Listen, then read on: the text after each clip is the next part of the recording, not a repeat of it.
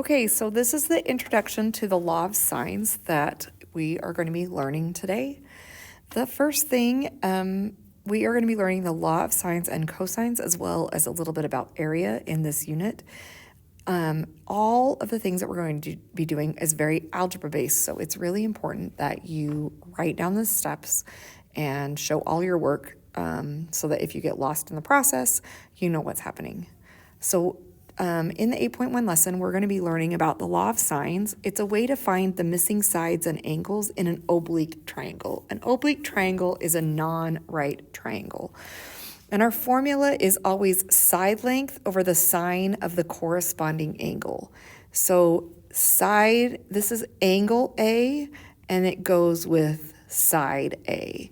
And then we have angle B, and it goes with side B, and we have angle C, and it goes with side C. The trick to remember when you're doing all of this is that if you see an uppercase or capital letter, that is always the angle. And if you see a lowercase or not capital letter, that is always the side length. So when we are putting things together, first of all, my B's tend to look like sixes, so be aware of that. And know that uppercase is always the angle and lowercase is always the side. So any triangle, right or oblique, can be solved if at least one side and any two other measures are known. We do this in different ways. There are 5 possible combinations of angles and sides that we can use to solve. The first one is angle, angle, side. 2 angles of the triangle on an opposite side. So we have angle at 100, we have an angle at 25, so we're going this way, and then we have a side here. The next one that we have is angle, side, angle. So we have an angle at 31 degrees, we're moving over to the 37.5 degrees, and then we're moving to the angle of 51 degrees. These are the 2 types of triangles that we're going to be talking about today.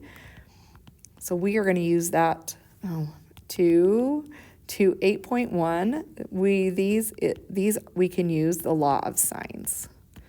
Then in our next lesson in 8.2, we're going to talk about the side, or the side angle type triangle, and that's where we have a side, and then we move over to this side, and then we have an angle. This is still, we can use the law of sines to solve. We're just not going to do it today. We're going to learn about it next time when your teachers are back. The third type of things that we have is side, angle, side. So we have a side of 18 or 19.05. We have an angle of 58, and we have a side of 82.14. So side, angle, side.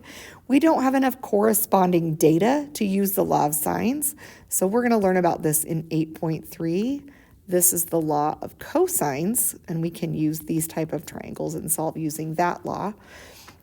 In side, so we have all the sides and no angles, so we wouldn't be able to use a ratio that we need for law of sines. So we're going to do that for law of cosines as well.